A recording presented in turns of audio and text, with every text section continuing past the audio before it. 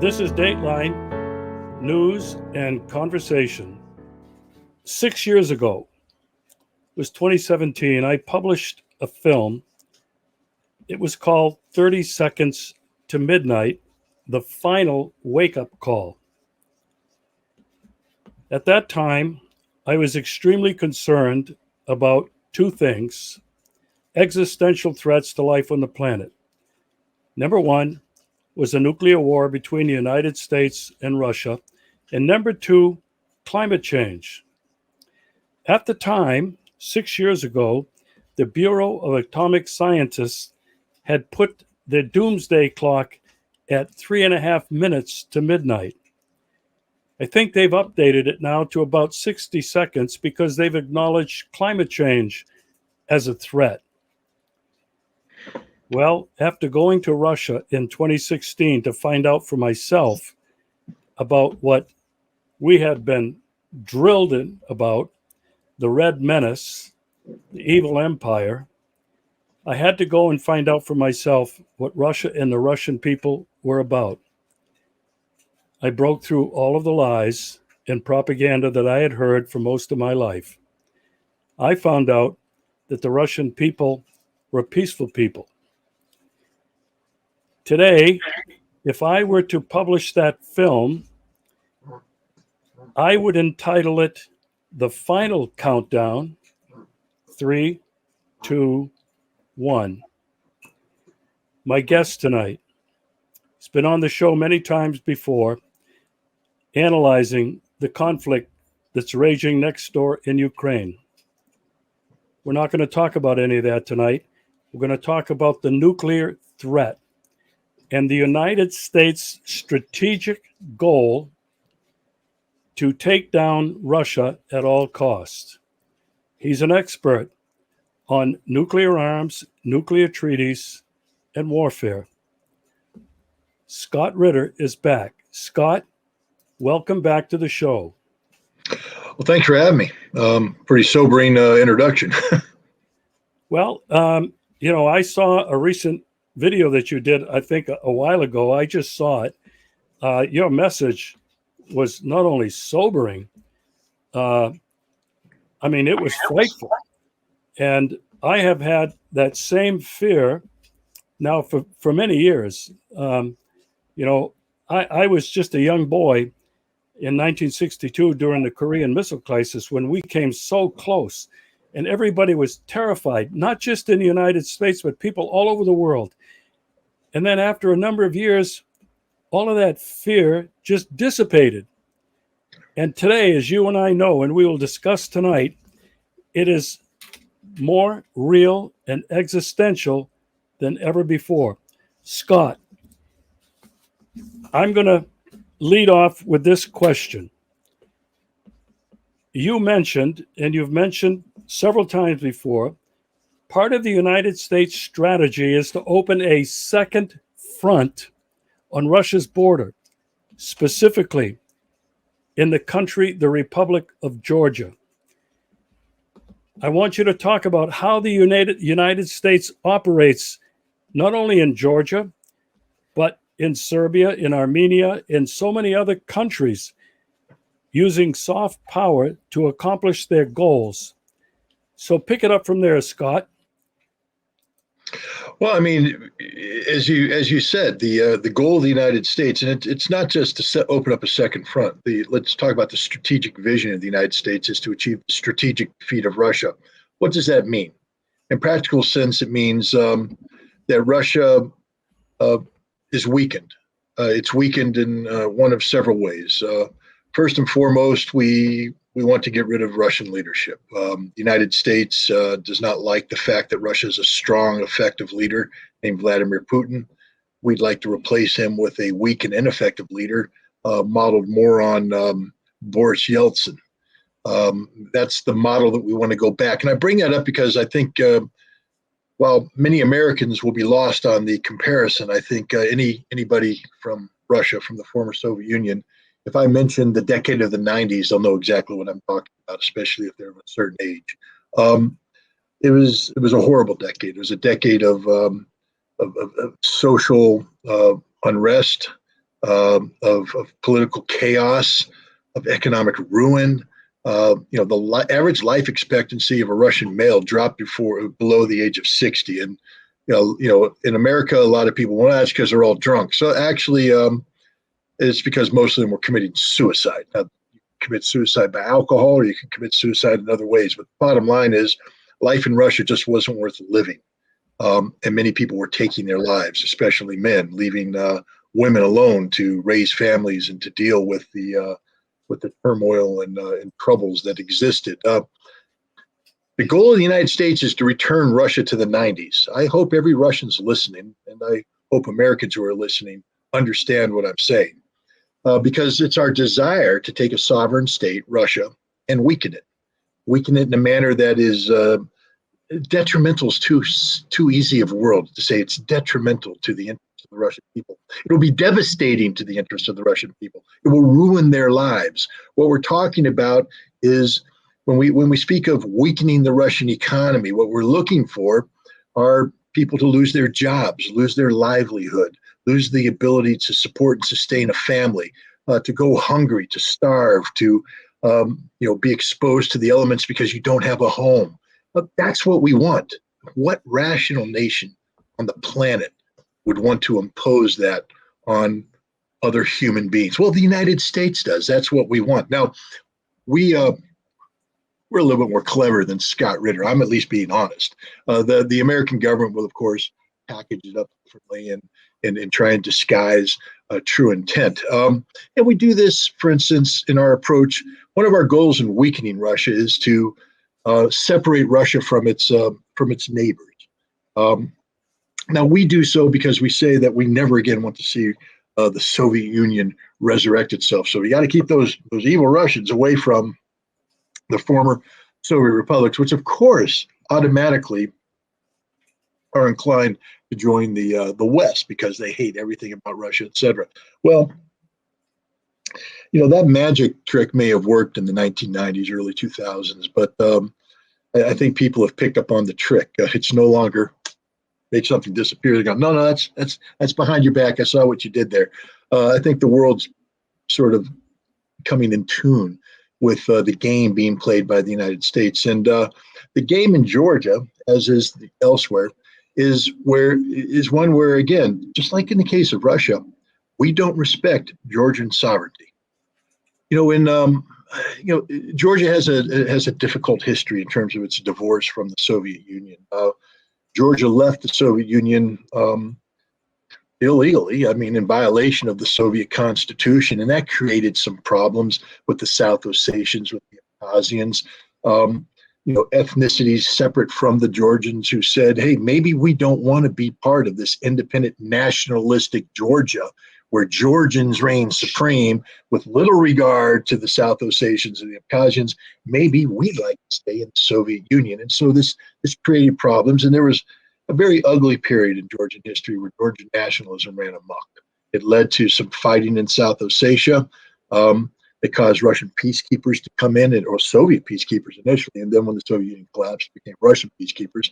And eventually it led to a civil war in Abkhazia, where an Abkhazian minority, and let's be clear, they're only 17% of the population, but they aligned with other minorities and the Russians, including the Russian military, to wage a war of independence against Georgian nationalists. They didn't want to be under the thumb of Georgian nationalists. There might have been an opportunity to peacefully coexist with Georgians within the framework of a Georgian federation that was respectful of the rights of these minorities, but that's not how the Georgian nationalists were operating in the early years of the Georgian Republic. They were brutal. The Mikhail Gorbachev, again, a name that most Americans aren't familiar with, but if you live in Georgia, you know exactly what I'm talking about. Those sunglass wearing, leather jacket wearing, cigarette smoking thugs, bandits, drug dealers, murderers, rapists. They called themselves Georgian nationalists, Georgian freedom fighters. But when the Mikhail Gorbachev descended on your village, if you weren't Georgian, or even if you were Georgian, what they did wasn't liberation. It was far from it. And there's, of course, Newton's third law of physics applies to human relations as well. For every action, there's an equal and opposite reaction. If Georgian nationalists come swarming into Abkhazia, tamping down on the population, there will be a reaction. In this case, the reaction was a 2-year war that ultimately resulted in the defeat of Georgia and the eviction of the Georgian population from Abkhazia. Very tragic event. My wife is from Sukhumi. Her family is Georgians from Sukhumi. That's the capital city of Abkhazia. They aren't Georgian nationalists. They're Georgian citizens, ethnic Georgians who lived in Abkhazia, peacefully coexisting with their Abkhazian neighbors, and they've been ethnically cleansed, along with 250,000 other Georgians, and so far they haven't been able to return to their homes. Very sad situation. So you have this difficult situation, and as Georgia evolved in a post-Soviet environment, the Georgian government was having to deal with this reality that as they developed their nation, they were missing 2 important components of their nation: Abkhazia, South Ossetia. They wanted them back, but Russia was in each one. Very difficult to talk about forceful liberation of those territories as long as Russian troops are there.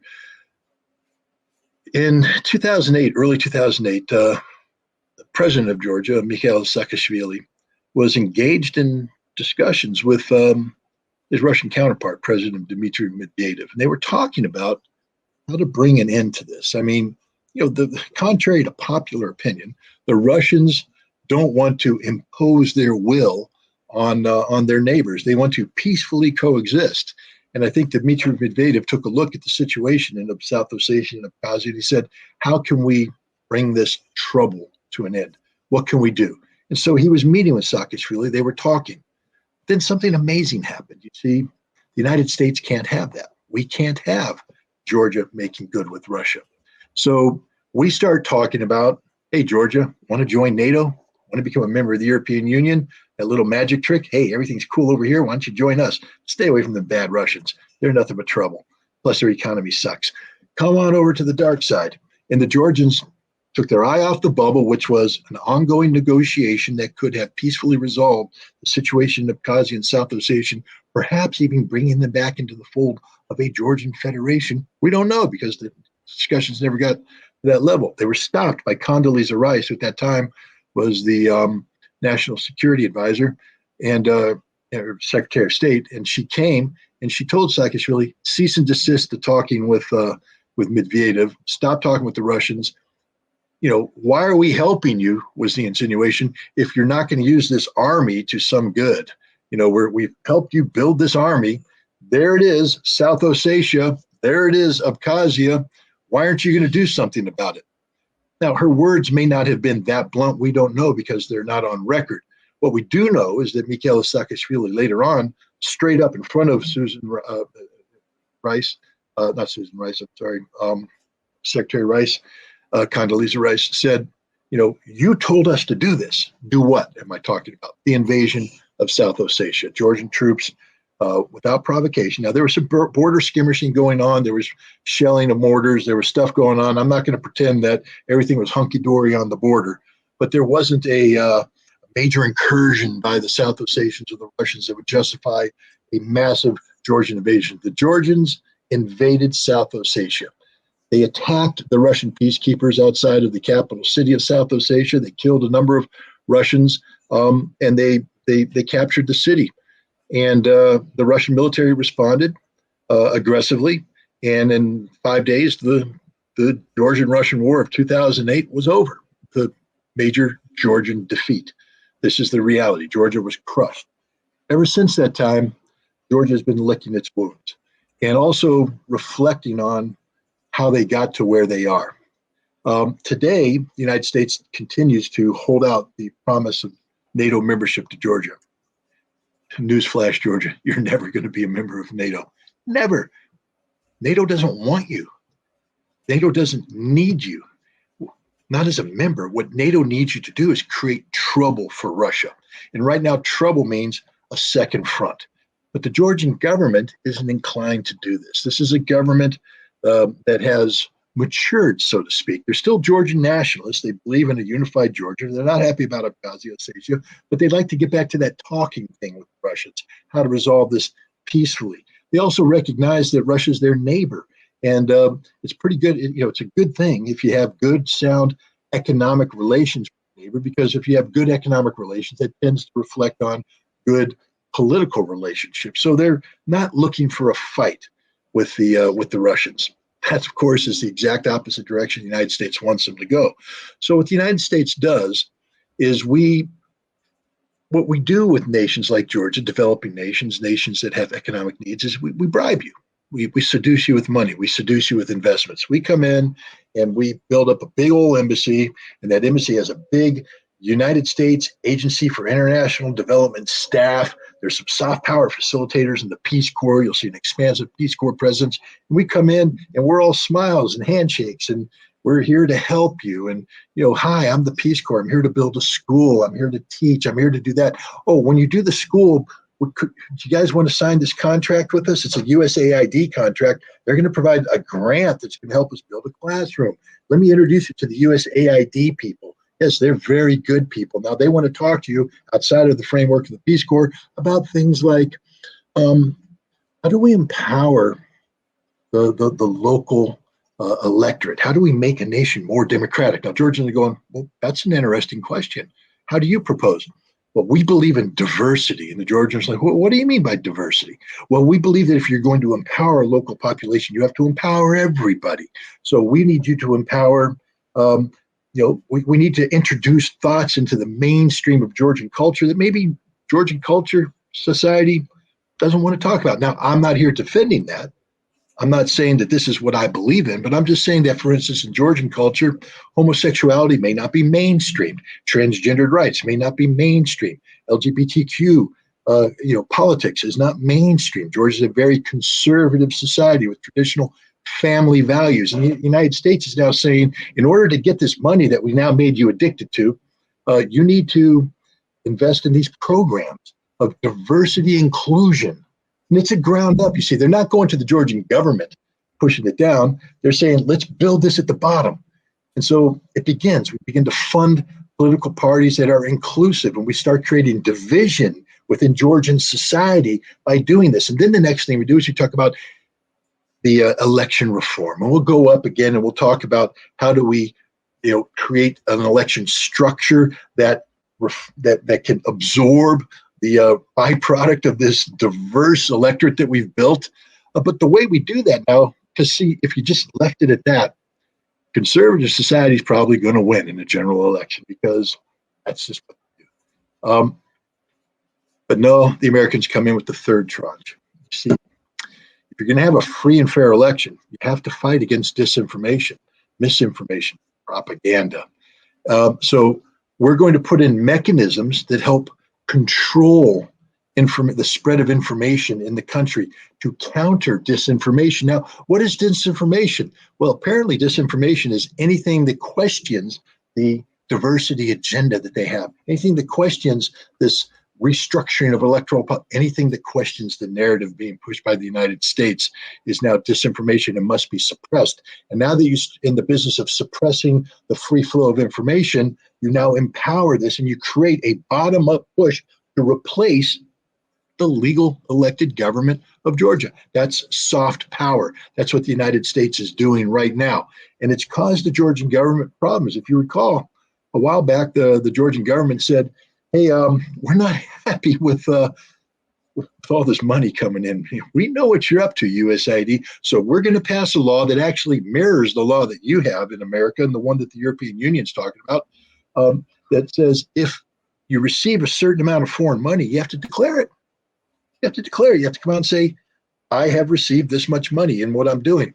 And to me, the United States, because they didn't want to acknowledge just how much money they've pushed into Georgia, fought back in demonstrations in the street, demonstrations outside of Parliament, and the Georgian Parliament had to pull the bill. This, again, is part of the soft power trying to destabilize, to remove. To what end? The United States doesn't care about democracy in Georgia. We just want to get rid of a government. We want to get rid of the government that isn't doing what we want. What do we want? We want a government that's ready to open a second front against Russia, to weaponize the ongoing controversy over Abkhazia and South Ossetia, to turn the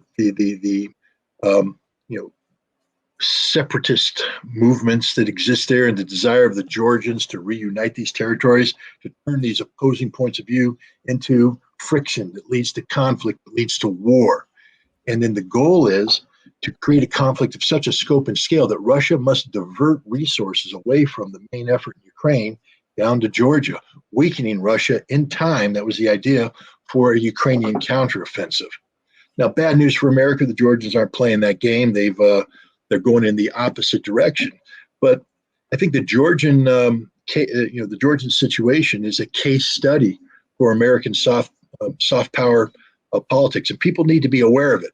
If you're a nation out there, a third world nation or any nation, and America comes with a big bag of money, don't do it. It's like being a kid in a schoolyard and some dude comes up with drugs. Just say no, because they're addictive.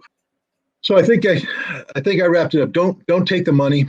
Don't fall victim to the narcotic of economic assistance offered by the United States, because the United States is not looking out for the recipient's best interest. We don't care about you. That's just, I'm being just straight up. We don't even like you. We don't know you. How many Americans speak Georgian? I mean, I'm married to one and I barely speak Georgian, and I love her to death. My daughters speak it only because they were raised in a household where they had the opportunity and they fall in love with Georgian culture, but we live next door to people that can't even point to Georgia on a map. And the Georgian people are laboring under the pretense that America's your friend. We're not your friend. Friends don't encourage friends to commit suicide, and a Georgian war against Russia is the suicide of Georgia, but it's more than that. This is where Americans need to wake up. Why would we want Georgia to get in a war with Russia this time? Because we're trying to divert Russian military resources away from Ukraine onto the Georgian front. For what reason? To weaken the Ukrainian front so the Ukrainians can succeed in their counteroffensive. What is the goal of the counteroffensive? To seize back territories that have been taken over by Russia. Kherson, Zaporizhia, Donetsk, Lugansk, Crimea. These are all the goals and objectives of the Ukrainians, to win them back. The problem is, this is Russian territory. Now, again, I know the Ukrainians are saying, we don't agree with that. It doesn't matter. Russia says it's their territory. And Russia has incorporated these territories under their constitution, which means that as far as the Russians are concerned, this territory is Mother Russia. And if you start talking about carving off chunks of Mother Russia, that is what is called an existential threat to the survival of the state.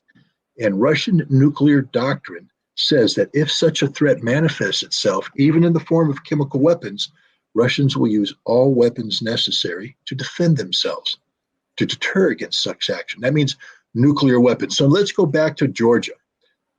When we ask Georgia to open up a second front, we're asking Georgia to create the conditions which assist Ukraine in, with the assistance of NATO, in posing an existential threat to Russia that is 100% guaranteed to result in the use of nuclear weapons. And there's no such thing as a limited nuclear war.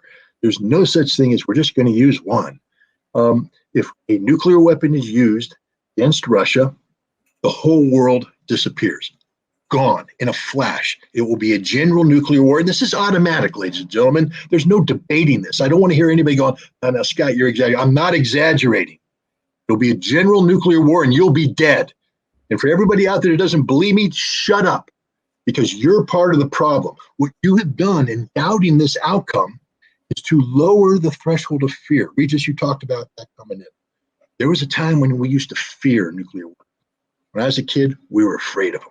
I lived next door to a nuclear weapons storage facility, North Point. It was outside the village of Marnheim, Germany. North Point was the place. Google it, people, if you don't believe me. North Point, special weapons facility, nuclear weapons, first place to be hit by the Russians or the Soviets if the balloon went up. And in the late 1970s and early 1980s, the balloon almost went up a couple of times. So imagine being a high school kid, waking up, reading the news where, damn, things might go bad. I'm going to go to school today. There may not be a home when I come home.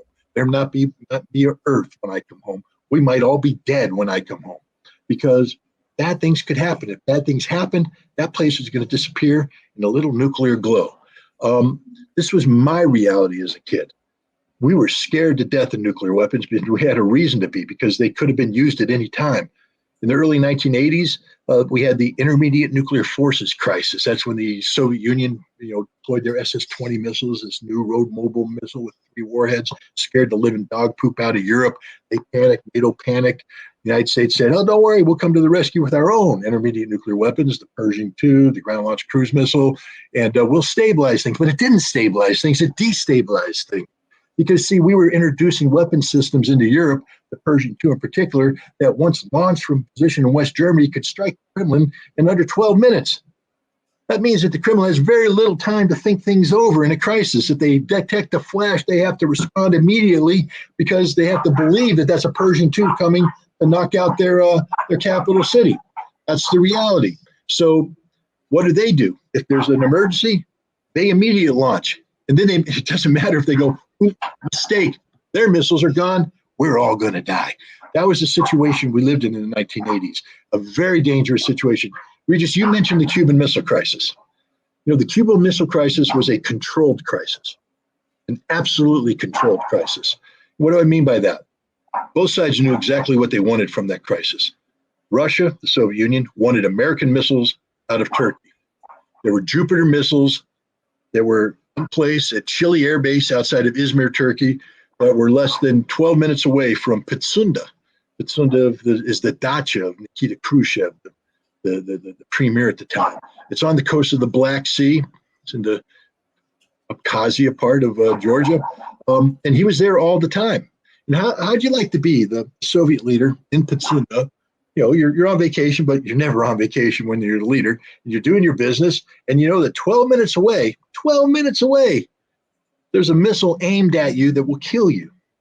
And there's not much you can do once it's launched. You can't get away in 12 minutes. You're going to die. They wanted those missiles gone because no nation wants to live under that threat. So what did the Soviets do? They put missiles in Cuba that put America under a similar threat. Now, the American president didn't tell the American people, well, the Soviets are putting their missiles in Cuba because we have missiles in Turkey, they're aimed at them. But we didn't talk about that at all. We blamed it all on the Soviets. We puffed up, we postured. But behind the scenes, there was horse trading going on. And in the end, the Cuban Missile Crisis was resolved not because of American determination, because America gave in to the Soviet demands. Get rid of the missiles in Turkey. And we withdrew those missiles, the Soviets withdrew theirs, and the crisis ended. That's a controlled crisis. In the 1980s, we had no control. These weapons were there, the INF weapons, things were going bad. It was nuts. Then we brought in the safety valve, the Intermediate Nuclear Forces Treaty. This was signed by Ronald Reagan and Mikhail Gorbachev in December of 1987. And through this treaty, we implemented inspections on each other's soil to get rid of these weapons that were threatening everybody, the intermediate nuclear forces. I was part of that. I was one of the inspectors brought in to do this. In fact, I brag about it. It's not because of my capabilities. It was just serendipitous and luck, but I was the first inspector on the ground in the Soviet Union. And I'm proud of that fact. I played an important role in doing something very important, beginning the process of nuclear arms reductions, not limitations, not slowing the growth of weapons, getting rid of them, reducing them towards elimination. And this was a good thing because for the first time in a long time, after treaty implementation, Europeans could go to bed at night, kids could go to school in the morning and not have to worry about the world ending, not have to worry about things going boom next door to them. Imagine that kind of life. It was real for a while, from say 1990 up until 2001. That's a decade that people didn't have to worry about that. Didn't have to worry about things going boom. But then it all came to an end. Why? Because America we didn't care about nuclear reduction. When we viewed arms control, it wasn't about saving the world from imminent destruction. It was about what can we do that's in our national security interest. And when the Soviet Union existed, it was in our national security interest to prevent them from killing us. So we were willing to help reduce our ability to kill them in exchange for reducing that threat. It was mutually beneficial arms reduction. But then the Soviet Union went away, and we no longer respect the Russians. We no longer fear the Russians.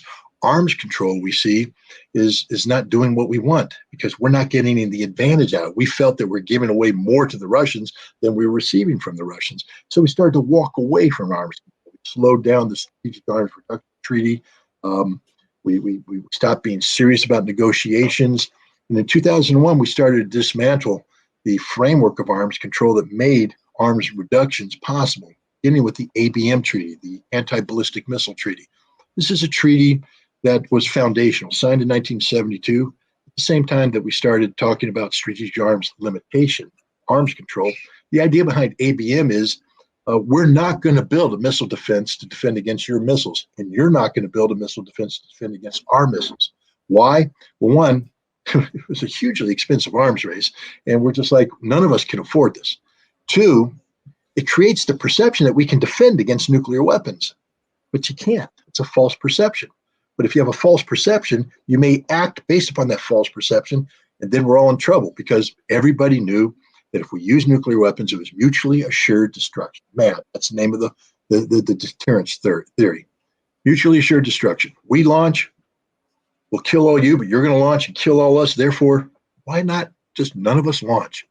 And so the ABM Treaty was the foundation of mutually assured destruction, which brought stability to the nuclear arms race that led to the ability of strategic arms limitation talks to kick in. That led to strategic arms reduction talks.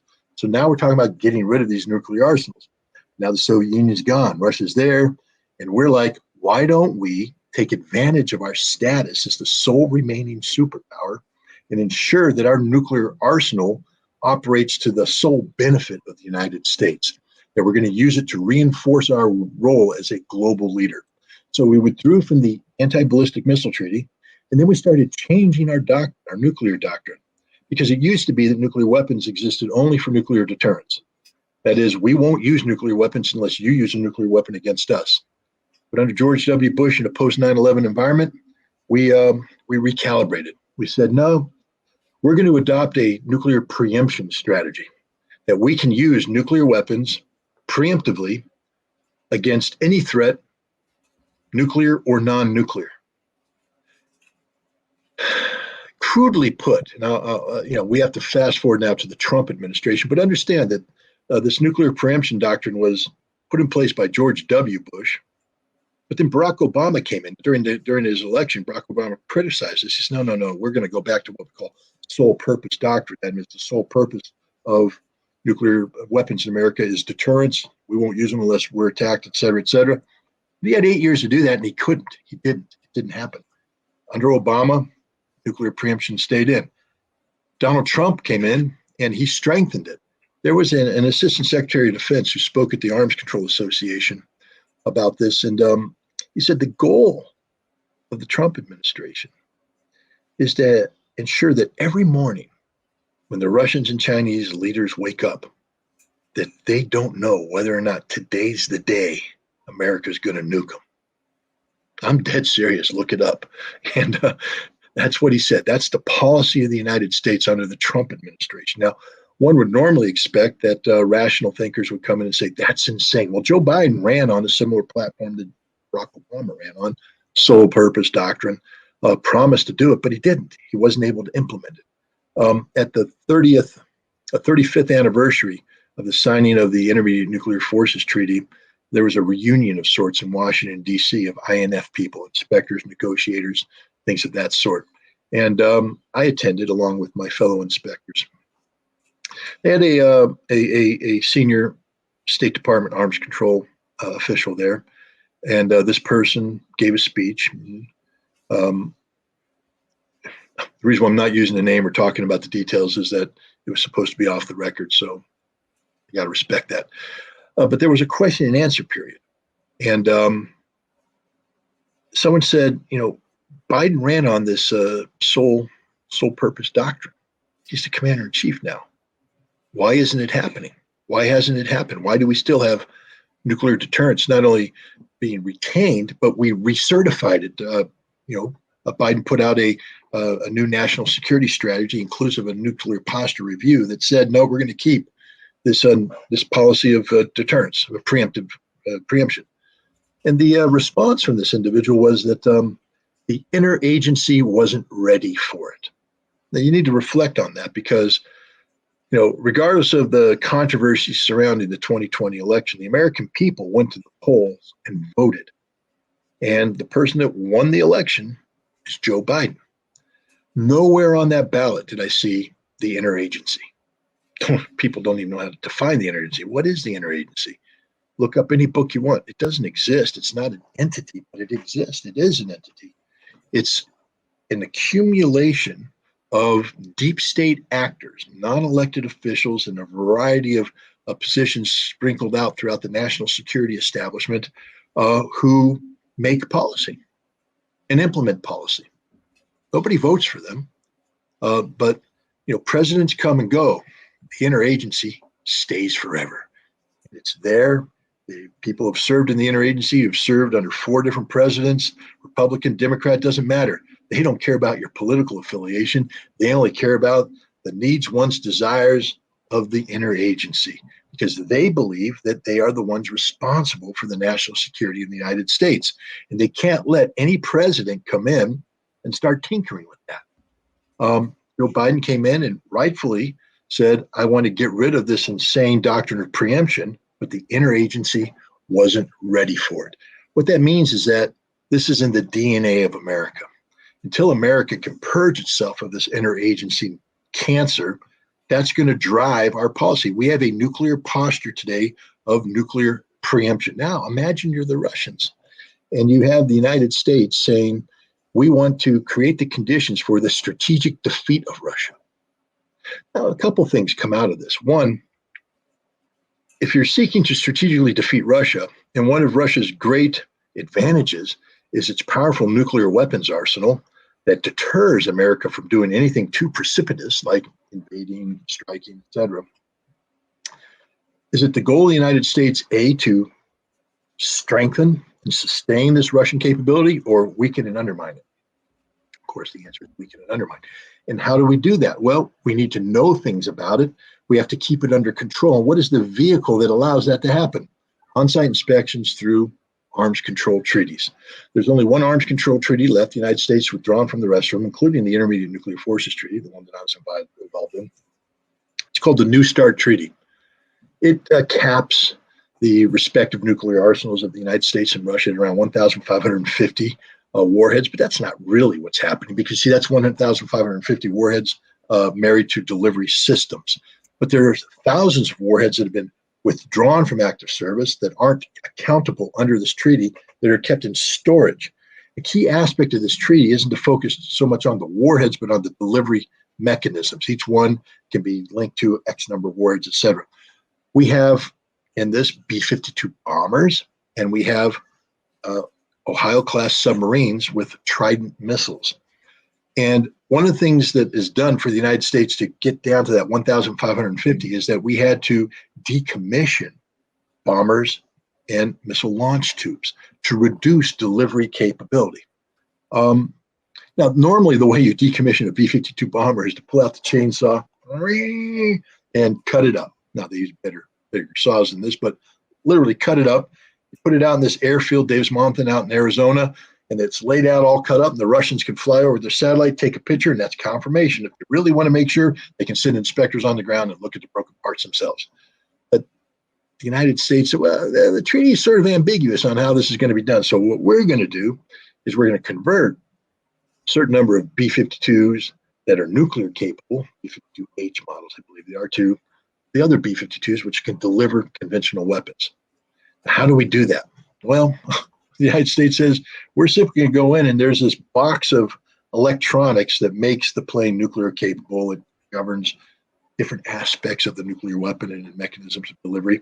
And we're going to take that box out and sort of cut the wires and tape them off. And there, boom, can't deliver a nuclear weapon. And the Russians come and go, but you can put the box back in. The Americans, yeah, but we took the box out, so it's decommissioned. The Russians go, but you can put the box back in, so it's not decommissioned.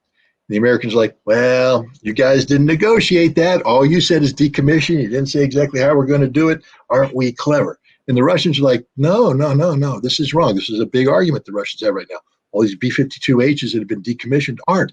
And you know what? When American generals went before Congress and bragged about this, they said to Congress, don't worry about this treaty, because if there's ever a crisis, we can bring these bombers back up, pull those warheads out of storage, and we can double the size of our nuclear arsenal overnight. It's almost literally like George C. Scott's character in, the movie Dr. Strangelove, talking about how that bomber's going to get in there and blow up Russia, even though it's going to kill everybody in the process. These guys are gleeful that they've cheated the Russians on this treaty. We did the same thing with the Trident launch tubes.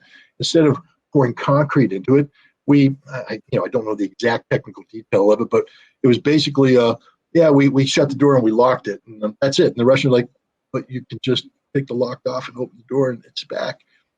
But the details of the negotiation didn't say that. You said decommissioned, we commissioned it. And the Russians like, no, you can bring this back up tomorrow and put a missile in it that can fire. Yes, we're cheaters, we're liars. That's what we do for a living.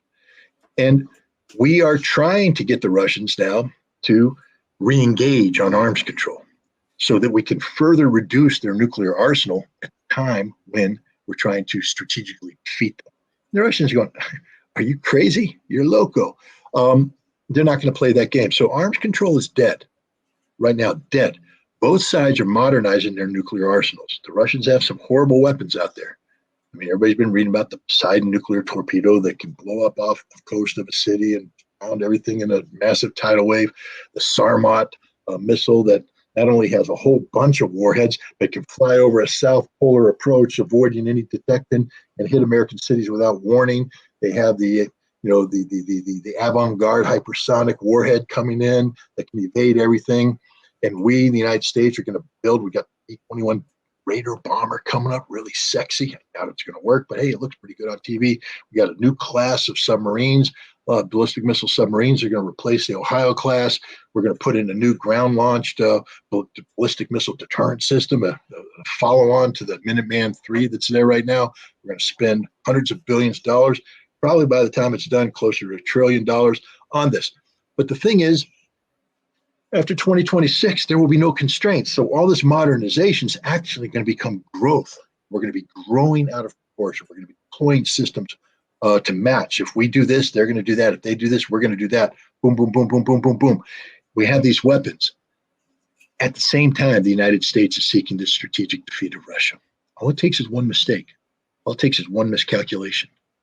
All it takes is one error of judgment. Somebody to say, we can stop the Russians if we just use a low-yield nuclear weapon. Oh, and I'm not making it up. The W-76-2. It's a low-yield nuclear weapon. Came into being around 2019, 2020.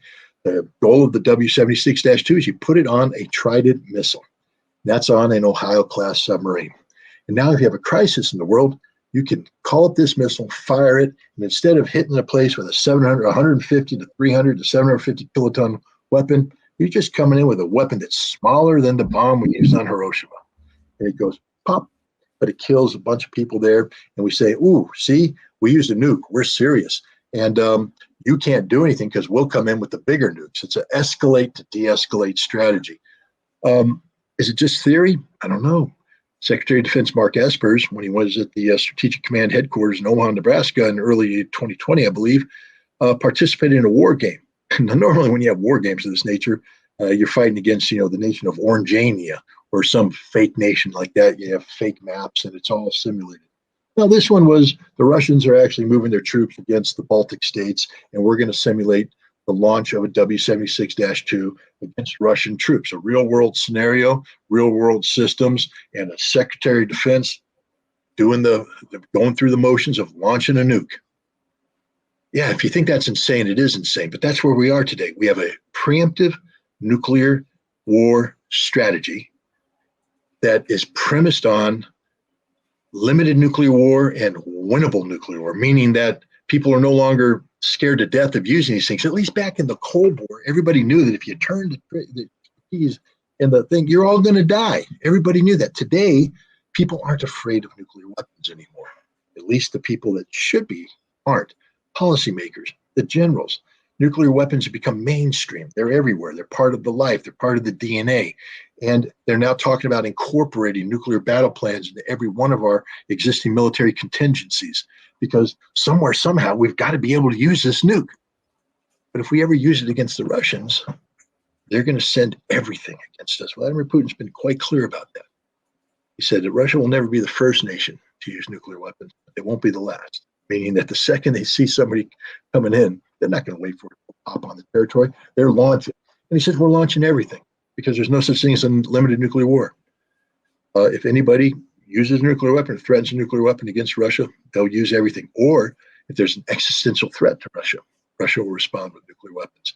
This is the world we live in. Now, we're not dealing with theory here. Remember, this is the reality. The policy of the United States is the strategic defeat of Russia, and we are on several fronts seeking to facilitate the implementation of this policy, which means we are actively trying to defeat Russia in a manner that represents an existential threat to Russia, even though Russia says, if you succeed, we'll kill you. We'll kill you all. You better be afraid, world. Be afraid. And God, please pray that America loses. And I say this as an American. I don't want my country to be defeated, but we need to fail on this policy. Not because it's great that Russia wins and America loses. No, it's great that humanity wins. And in order for humanity to win in this kind of scenario, America must lose. Because if America wins against Russia, we're all going to die. Okay, Scott. You made the case. The United States has been unwilling to sit down and talk, to reinstate all of the nuclear treaties they unilaterally pulled out of. They're not willing to talk to Russia. If these people, the deep state, who control all the people that we elect, are not willing to talk, what can we do? Is there any hope? Or are we down to the final countdown, 3, 2, 1? I think we're down to the final countdown. Let me explain why it's even more dangerous than people think. You and I have a mutual friend, Vladimir Kozin, and Vladimir, like me, is an arms controller of a certain age. We're getting older, but Vladimir is what I call a rational thinker, a rational actor. He's not a warmonger. He believes in peace, but he's also a realist. If the deep state, if these neocon, neoliberal, American unilateralist, hegemon sustaining actors remain in power in the United States, and frankly speaking, it appears that no matter, like I said, this is the interagency. It doesn't matter who we elect as the president. The interagency will always be there.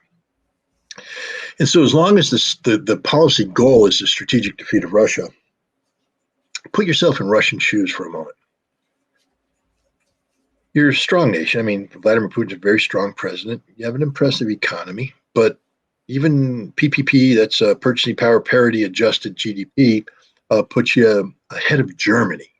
The United States is still up there. And when you combine the rest of Europe, the Russian economy is dwarfed. So if the United States continues to pursue this policy of gradually just wearing Russia down, continuing to tickle them on the periphery with, rose-colored revolutions in Georgia, and then revolutions in Uzbekistan and Kyrgyzstan and Tajikistan, and we're going to try and create unrest in Belarus, and we're just going to wear Russia down over time. It could take 10 years. It could take 20 years. Just wear them down. If the war in Ukraine never gets resolved, and it's just a permanent conflict down there, wear it down. Eventually, there's a chance that Russia is going to run out of steam. And then Russia will start to, instead of doing what it's doing right now, which is increasing its economic strength, Russia will go into decline, into retrograde. And once you make that move down, it's hard to reverse that move. See, right now, Russia's in the catbird seat. Things are looking pretty good. Got a great leader. He's done some great things in terms of responding to sanctions, etc. But Is Putin going to be here 15 years from now? Is he going to be in power 15 years from now? Probably not. So who's going to be in charge of Russia? Are they going to be as strong as Putin? Are they going to be able to solve these problems? These are unknowns. And if you guess wrong, if you say, "Oh yeah, no, we're gonna have another Putin. Everything's gonna be great," and you guess wrong, you reach that point and you've crossed over that crest and you're headed down, and there's nothing you can do to end that slide. You're going back to the 90s. You're going towards strategic defeat. Say that's inevitable. Then why wait for it? And this is where people like Vladimir Kozin and other people are coming in saying it's time for Russia to reevaluate its nuclear doctrine. It's time for Russia to adopt the posture of nuclear preemption. Here's the important difference. They're adopting it based upon the premise that it is inevitable that Russia would be placed in an existential crisis down the road. Inevitable. It's going to happen. So why not preempt that? Policy of preemption. Preempt that by acting now while Russia's strong. There was a paper written in a Russian journal by a noted academic who was popular in the Yeltsin era. And he said that Russia should preemptively take out a NATO city. He postulated Poland. He said, just take it out. Boom, nuke. And he said, now the gamble is that no American president will want to trade Boston for Poznan, meaning that you blew up Poznan, but now if the president responds, then Boston's gone. But it could be any American city or any group of American cities. What American president is going to sacrifice America for Poznan, Poland? So the premise is that America would back down. Let me give a word of advice to my Russian friends out there. I know you don't like us. We've earned that. So I understand where you're coming from.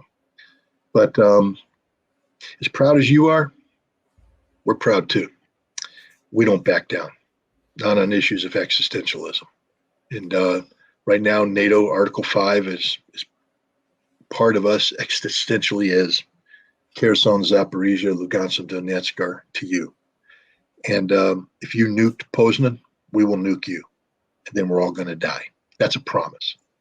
Please don't think that America's weak, that America doesn't have resolve. We've made a lot of mistakes. We aren't as strong as we used to be. We have some serious problems we need to fix. God, I wish we interfaced with the world in a more healthy manner than we did. I wish we were friends with Russia. We should be friends with Russia. We should be peacefully coexisting with Russia. We should have meaningful arms control with Russia. We should have sound economic relations with Russia. We should have deep and meaningful cultural exchanges with Russia. Yes, I wish all that happened. It's not. Maybe it can down the road. But sometimes when Russians look at America, because of the adversarial relationship, the Russians only look at the negative aspect of it. They spin everything in a light that's not beneficial to America. America's a good country, big country, strong country. It's filled with hardworking people. We're not all woke. We're not all surrendered to a lifestyle that neuters us. There's a lot of vitality left in America, and we're stronger than you think. And we have nuclear weapons. So, and we will use them. We have used them. We're the only nation in the world that has used them. And so anybody who thinks that you can do the Poznan-Boston exchange thing because America's weak, America's wimpy, Americans back down, you're thinking wrong. America will respond as decisively against you as Vladimir Putin will respond decisively against us. Now, fortunately, I think that Vladimir Putin understands this. I think some of his senior advisors understand this, and they don't want to head in that direction. I mean, Russia will do what Russia has to do to survive, to look out for its best interests. But a policy of nuclear preemption is as suicidal for Russia as a policy of seeking the strategic defeat of Russia is for the United States. We need to stop talking about trying to out-muscle each other, out-macho each other, out-posture each other, out-fight each other. No Russian should be talking about wanting to hook and jab with Americans, just like no Americans should be talking about wanting to hook and jab with Russians. It's not going to go well for either side. I'm not saying America's going to win, but we ain't going to lose. I'm not saying Russia's going to lose, but you ain't going to win because neither one of us can win. And so we need to stop this rhetoric of confrontation, stop this rhetoric of, you know, viewing each other in a zero-sum game. If it's good for Russia, it's automatically bad for America. If it's good for America, it's automatically bad for Russia. Now, and I'm also a realist. I know that America has done stuff that makes you distrust us, as you should. Don't trust us right now. We have to earn your trust if we ever can. But you should be willing to at least go down that path. I think there's a lot of doors starting to shut in Russia. People are fed up with America, fed up with, you know, the lies, the deceit, the arrogance, the hubris, the ignorance of America. I mean, Russophobia has infected this nation. What is Russophobia? Russophobia is a hatred of all things Russian. But what do we hate? Most Americans can't even define it. Why do you hate Russia? Putin. There's the answer. Why do you hate Russia? Putin. Well, who is Putin? He's a dictator. They don't even know who he is. They don't even know what he stands for. I mean, I get in trouble when I say that Vladimir Putin is one of the greatest world leaders in modern history. That doesn't mean that I say he's the end all. I'm saying a great leader, meaning the impact he has had on Russia and the world is of a great scale, enormous impact. He's one of the greatest leaders. Now, there's other leaders out there that have been great, but you don't resonate good things with their names. Vladimir Putin, I can't think of anything bad to say about the guy, to be honest. I know he's not perfect, but if I was a Russian, I'd recognize he's the guy that got us out of that nightmare of the 90s. He got us out of that Boris Yeltsin debacle. He took us away from the perestroika disaster. He rebuilt Russia. Whatever you think about Russia today, you have to acknowledge that it's so much orders of magnitude better today than it was in 1999 when Vladimir Putin came into office. And this is despite the fact that Vladimir Putin has been confronted all along the way by the collective West, which has been seeking to bring Russia down. Imagine how strong and powerful and vibrant Russia would be had they lived in a world that wasn't trying to destroy it, had they lived in a world that wasn't trying to squeeze the life out of it. Imagine if Russia could have actually grown to its own potential. You know, there's a story, they talk about goldfish. You buy a goldfish and you put it in a little bowl, the goldfish stays small. But if you take that same goldfish and you put them in a pond, that goldfish grows. Vladimir Putin has made Russia grow as big as it can within the bowl that the world gave it. Imagine if the world had given Russia a big bowl, where Russia would be today. But I say this to people, I try to talk about, you know, what it means to be the leader of Russia, to do what he did. Can't get to their brains. All they can say is he's evil. He's a dictator. Vladimir Putin's a dictator. He's not a dictator. He's not Jeffersonian, Jeffersonian Democrat, but he's a Russian leader who believes in the will of the Russian people and that the will of the Russian people should be reflected through a democratic process that gets their voice heard. He's more responsive to the needs and wants of the Russian people than any American president. I've never seen a man more in touch with his people than Vladimir Putin, but we can't talk about that. The second I say that, oh, you love Vladimir Putin. Oh, you're a Putin phony, you know, and all this kind of. No, we can't have intellectual discourse, discussions, dialogue about Russia today in America. And this is a problem because as long as that happens, we'll be ignorant of Russia. And if we're ignorant of Russia, we're going to fear Russia. If we fear Russia, then we're going to believe we need nuclear weapons. And we're a lot closer to using those weapons than we are to get rid of those weapons. Scott, you say we, and you're referring to the government of the United States and the government of Russia, but we also includes people like you who have a great deal of exposure and influence, little people like me who have very limited exposure, but we reach people. What can realistically be done? What must be done realistically if we're going to change this propagandized population? And I know you've suggested this before. You have a plan. I don't know if I plan or not. I have a dream. You have a dream. You have a dream. And I know you're a strategic thinking person. You're a war planner. So I know you have a plan. I'd like to end this on just a slight ray of hope. to try to make people realize that it's not just about people like you and me and Vladimir Kozin, but what must the people of the United States, the people of Russia, and the people of the world do if we're going to avoid this final countdown? That's the $1 million question. Look, I'm somebody who's somewhat jaundiced by movements. I beat my head against the wall back in 2002, 2003 to try and stop a war in Iraq. And to be honest, I have not recovered emotionally from that experience. It was one of the greatest low points of my life to see my country head down the path towards a war based upon falsified intelligence that I knew was false, and yet I was powerless to change the will of the people. So, that I walked away from that disillusioned with the American people and somewhat disillusioned with myself, because I keep blaming myself, saying, well, you knew the truth, but you couldn't get the truth out there. So here I am today. Look, I know the truth about nuclear weapons. You know the truth about nuclear weapons. I believe I know the truth about Russia. I don't, unless I'm some sort of fool, I just don't see Russia with some sort of secret plan to take over the world and destroy America. And so, how do we get back to arms control? That's the question, because that's the answer.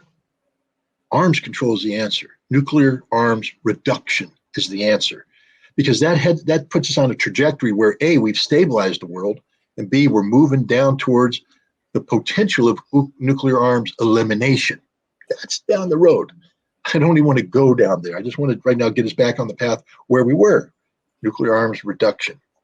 When I was a weapons inspector in Iraq, I remember this inspection very well. UNSCOM 45, big inspection in the fall of 1992.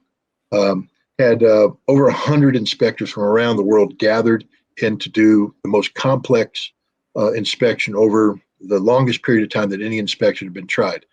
And I won't get into the nuts and bolts, but I'll tell you this, that it was a very complicated plan. And I remember trying to explain it to the inspectors, and they're just sitting there looking at me going, and they all said the same thing: "Can't be done, boss. Can't be done. Too hard, too hard." And I thought about it, and I said, "Okay, be quiet. This is what we're going to do instead. Forget everything I just told you. Tomorrow, I want you to wake up at 7 o'clock in the morning. I want you to have breakfast by 8. I want you to fall in on the on the conference room by 9. You're going to be briefed at 9:30. Fall in on the warehouse. Get your stuff. We're going to be in the vehicles at 10 o'clock. I will hand you folders at 10 o'clock. It'll tell you where to go. And when you get there, you open up the other folder. It'll tell you what to do. That's all I want you to focus on right now. Forget everything else. One day at a time." And we did that one day at a time. You know what? When we finished, we got to where I wanted them to be. They're very complicated inspection. But so for me to sit here and tell people, this is my plan. What do you want? I mean, what would I like? I'd like to put 1 million people in the streets of New York City sometime in the summer of 2024. I'd like to put millions of people in the streets in the United States and around the world, people who are not protesting against a politician, but protesting for disarmament, for arms control, to send a signal to their politicians. Now people say, "Scott, that's naive. Didn't you learn anything about Iraq?" I said, "Yeah, I learned that it doesn't always work. In fact, it's very difficult to do." But I also learned something about 1982, June of 1982. There was a 1 million person march in Central Park, New York City, that put in motion events combined with other things that led Ronald Reagan to have an epiphany and wake up and say, nuclear weapons are suicidal. We're going to get rid of them. And he ended up signing the Intermediate Nuclear Forces Treaty in December 1987. If you had asked anybody in June of 1982, would Ronald Reagan sign a nuclear disarmament treaty with the Russians? They'd say, no, they're the evil empire. He'd never do that. But he did it. Why? Because a process began. It possessed one day at a time. Right now, in order to get to that 1 million person march, I have to overcome the disease of Russophobia. So my first day, so to speak, in this simulated calendar is to start putting together informational vehicles that can expose the American people to Russia, to the Russian people, to the Russian soul, to talk about this nation, this culture, this history, in a way that removes the veil of fear by empowering people with knowledge. What is fear? Fear is that of the unknown. You are afraid of that which you don't know. And right now, Americans don't understand Russia, don't know Russia. Therefore, they're susceptible to be told to fear Russia, and they do. We can't talk about getting rid of nuclear weapons, reducing nuclear weapons, supporting arms control if the American people fear Russia to the extent that they believe nuclear weapons are the only thing we have in our arsenal to hold back the Russian bear. We got to break that down. So that's what I'm doing. I'm working on a book, on a movie that can be used as a educational tool to initiate debate, dialogue, discussion throughout the country about the reality of Russia, to normalize Russia in the discourse of Americans so that Americans can speak rationally about the Russian people, the Russian nation, the Russian leadership. Doesn't mean that we're going to sit there and go, oh my God, Russia's perfect. I mean, I do. I don't say Russia's perfect, but when I talk about Russia, it's always with a smile on my face because I think Russia's a cool place. I think the Russian people are awesome. I think Russian culture is amazing, and I just love Russian history. But I'm not expecting every American to fall in love with Russia the way I have. But I just don't want them to fear Russia. I'd like them to fall in like with Russia. You don't have to love everything. Complex world, first people, first tastes. Not everybody's going to love Russia. I certainly like them not to fear Russia. I'd sort of like them to like Russia. You can like something. You can say, that's not really for me, but that's pretty cool anyways. I like that. I'd like America to fall in like with Russia. I'd like Russia to fall in like with America. And if we can do that, we can get in the process of making sure that the will of the people now gets a voice that is heard by politicians who will act on it. Ronald Reagan listened to the million marchers in Central Park in 1992 or 1982. He followed that in 1983, watching an ABC miniseries called The Day After. It's about the day after a general nuclear war between the United States and the Soviet Union. Scared the living dog poop out of him. He turned to his advisors and said, hey guys, is that really what's going to be like? They said, no, Mr. President, it's going to be much worse. He said, that's insane. Yep, that is insane. It led to the Intermediate Nuclear Forces Treaty. I want a future American leader to be compelled to reflect upon the insanity of nuclear war. There's a movie that just came out, Oppenheimer, about J. Robert Oppenheimer, the father of the American bomb, the head of the Manhattan Project. I've seen the movie. I like the movie, but it didn't scare people about the nuclear bomb. I'm not normally into fear mongering. I don't like it. I prefer, because again, fear is of the unknown. But in the case of nuclear weapons, the more you know, the more you empower yourself, hopefully the more frightened you get and you realize that there is no legitimate purpose for nuclear weapons. Because if one is used, we all die. Therefore, we can never use the one. Therefore, it should never exist. That is the logic.